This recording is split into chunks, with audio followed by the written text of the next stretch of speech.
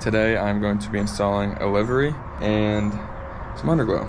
The livery I'm not going to really show until it's fully on, so we're going to install it first.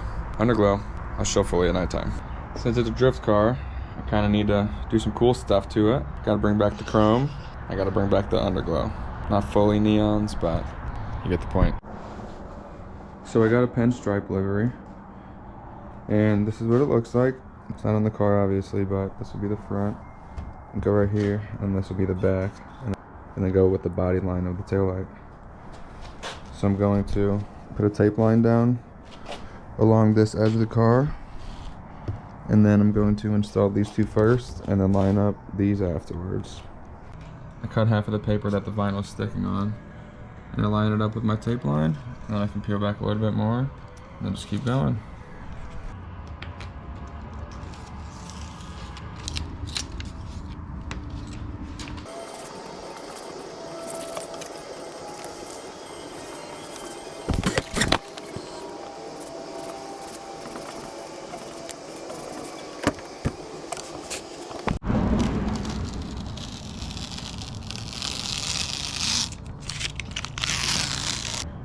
Kind of pressing on these sides.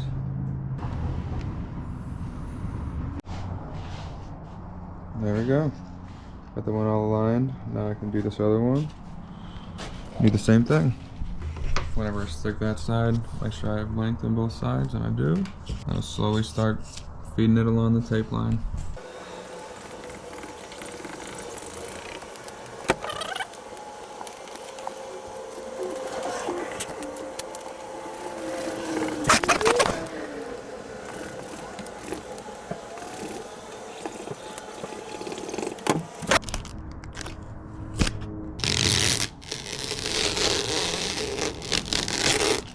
Oh no.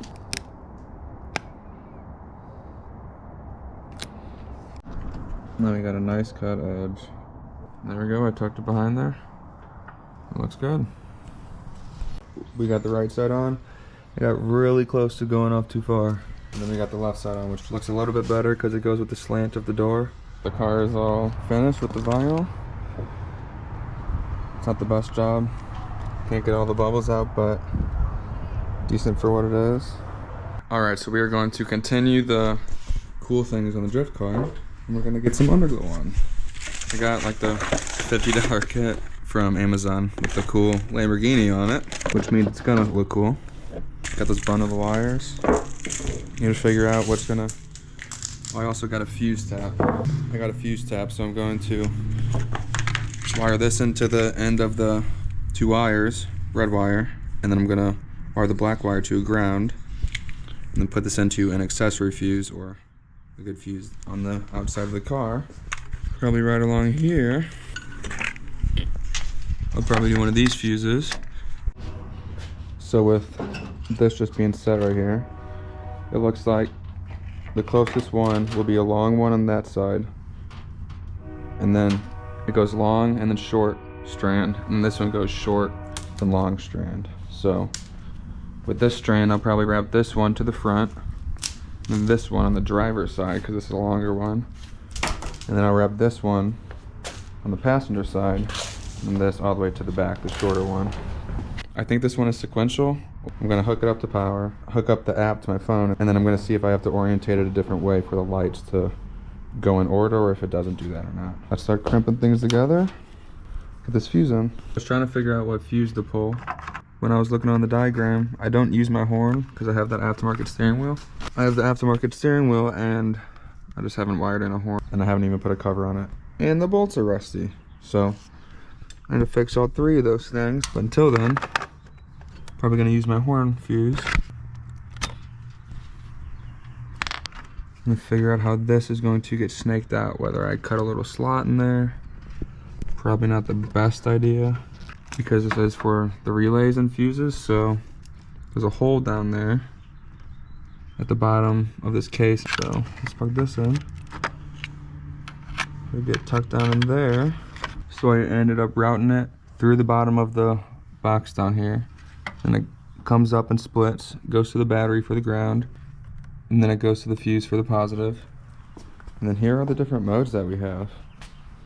We have a bunch of streaming modes, so it's going to be going throughout and filling them up. There's a bunch of different ones. Got a rainbow one, other one.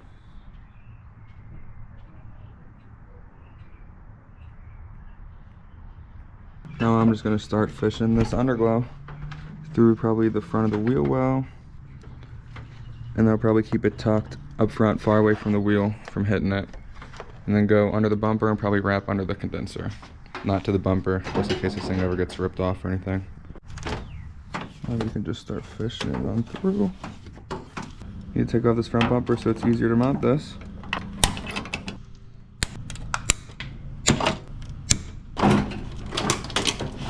Alright, got some brake clean. Clean this up. I'm actually going to go on the bottom side of my core support and then just zip tie it to it, as well with the 3M that comes on the back side of it. It should be able to go past the bumper, no problem. Like, there's really no place to stick this one right here, so.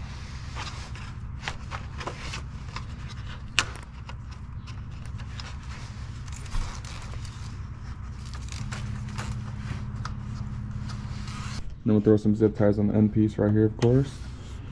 Probably one or two in the middle, and then one more over here. So far I have it zip tied, going up this harness, going around airbox, I guess this is. Whatever the heck this big plastic piece is. And then I have it zip tied right there. I have it zip tied on 2 holes going by the coilover. I'm probably gonna have it come down behind the plastic wheel liner. And then I'm gonna be on this side of the clutch line that I installed a long time ago.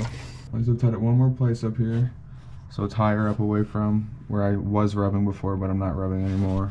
I added some spacers, keeping it up high, and then I'm going behind the plastic wheel liner.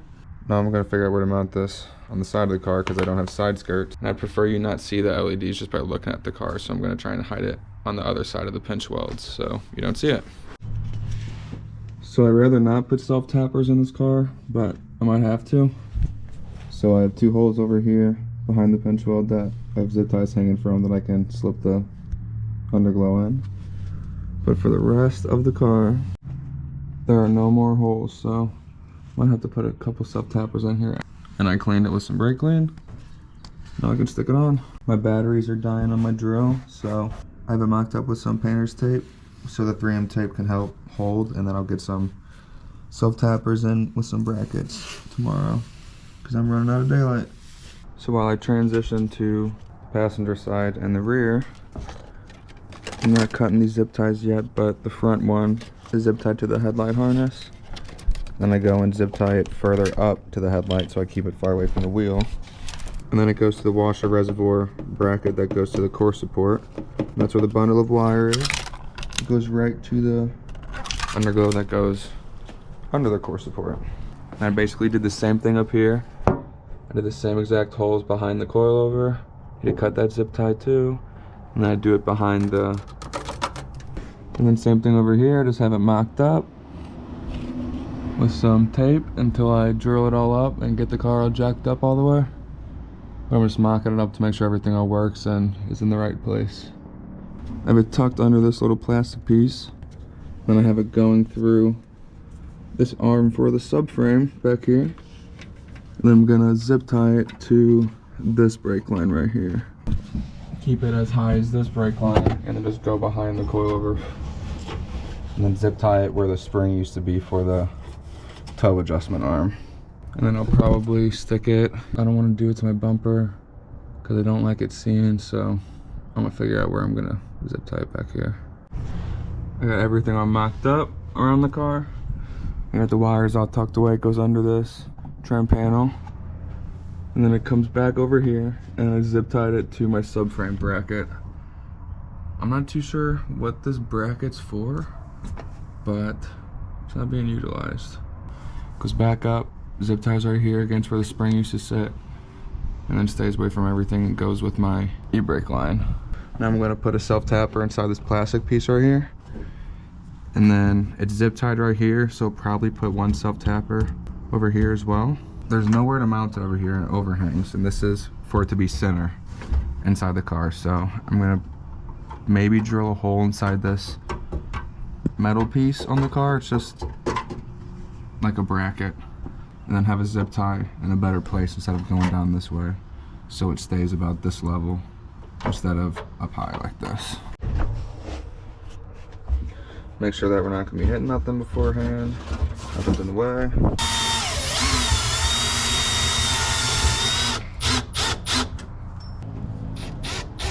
Now that the zip tie can actually fit through it,